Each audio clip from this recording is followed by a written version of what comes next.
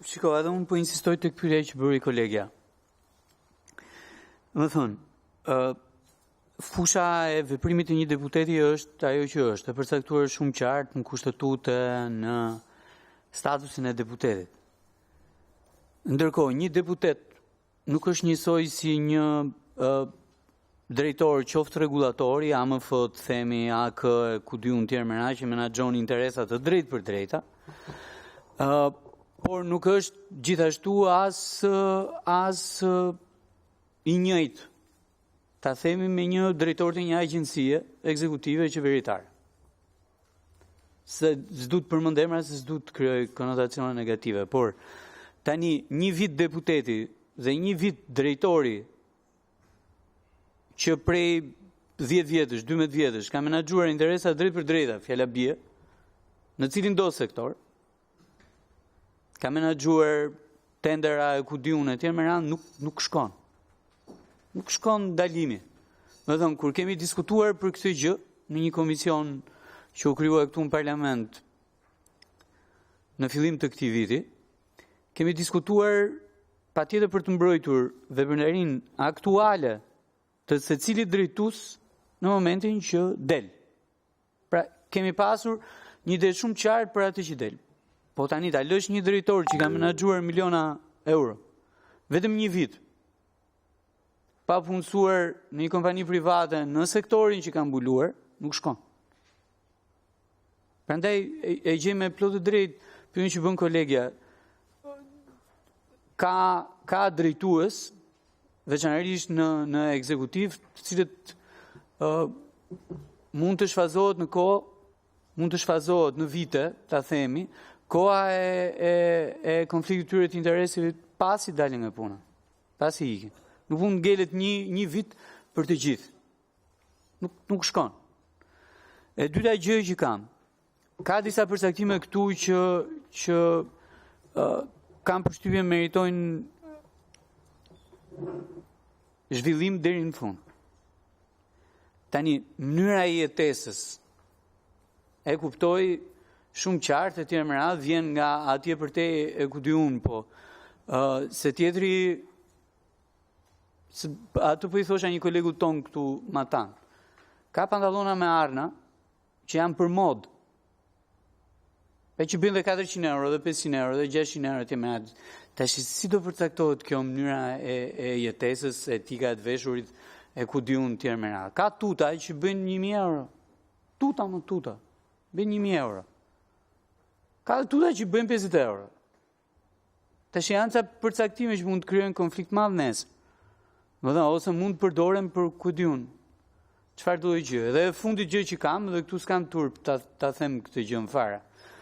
Tash deputetit këtu i ndalohet që të kryejë çdo lloj aktiviteti tjetër. Do bëj vetëm deputetin dhe asnjë gjë tjetër. Asnjë gjë tjetër, përveç mësimdhënies, t'japi mend. Përveç kësaj asnjë gjë tjetër. Tash mi dakord, unë jam deputet i qytetit. Po ka deputet që vijnë nga zonat rurale. Edhe që ka 1 hektar tokë më atje, duhet i bëj uzmetin asaj gjë, se s'ka krah punë tjetër atje. Çfarë do shkoj do marr punëtore të lej nam. Ja deputeti si Beu që shfrytëzon krahun e punës tash.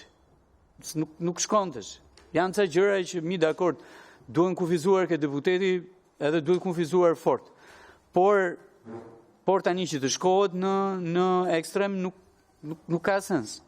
Përsa kohë që ai deklaron, dhe deklaron edhe të ardhurat, deklaron edhe në momentin që nuk përfiton asgjë nga ai që është interes publik apo që është para publike. Edhe fundit gjë që kam është, shikoni, ne kemi futur këtu disa kategori të cilat nuk janë në ligjin për deklarimin e kontrollin e pasurive. Për shembull, këta tatimeve dhe doganave nuk janë atje.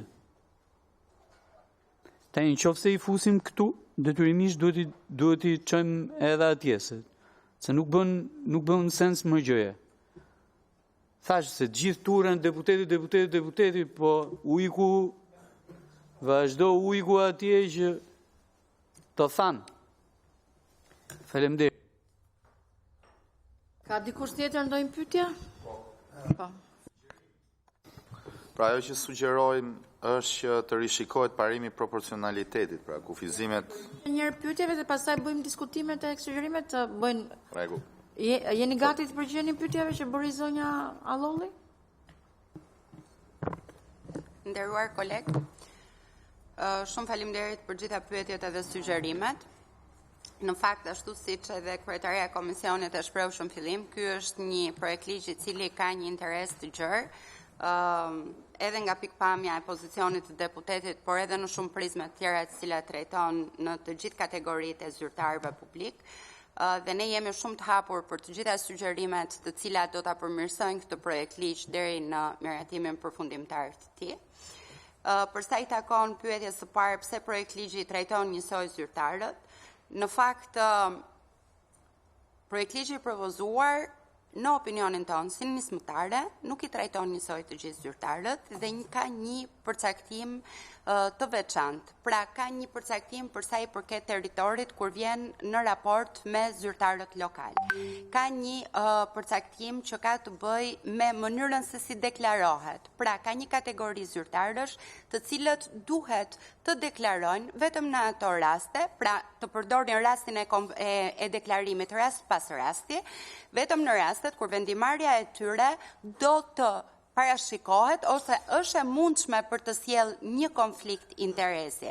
Pra, ky projekt ligj i propozuar nga ne në frymën e tij konsiston në një qëllim themelor që ka të bëjë me parandalimin e ardhjes së pasojave të konfliktit interesit dhe kjo ka çuar në zgjerimin e numrit të zyrtarëve, e kategorive të zyrtarëve, por mënyra se si këta zyrtarë të kategorive të ndryshme deklarojnë është sigurisht e ndryshme. Për disa detyrimi, për ata që janë në pozicione drejtuese, është deklarim vjetor, ndërkohë që për një pjesë tjetër të zyrtarëve lidhet vetëm me ushtrimin e funksioneve të tyre në sferat saktuara dhe është deklarim i rast pas raste.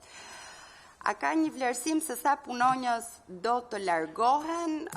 Ligji e parashikon largimin nga puna vetëm si masën më të rëndë të ndërmarrë në rastet e konfliktit të interesit, por ka të përcaktuar disa tipologji të tjera zgjidhjesh, që janë mbi 4 zgjidhje, se si mund të zgjidhet një rast i konfliktit të interesit pa e detyruar zyrtarin që të largohet nga pozicioni që mban dhe duke mos shkaktuar konfliktin e interesit dhe pasojat e rënda që vinë prej tij në funksionimin e institucionit, në financat publike e kështu me radhë.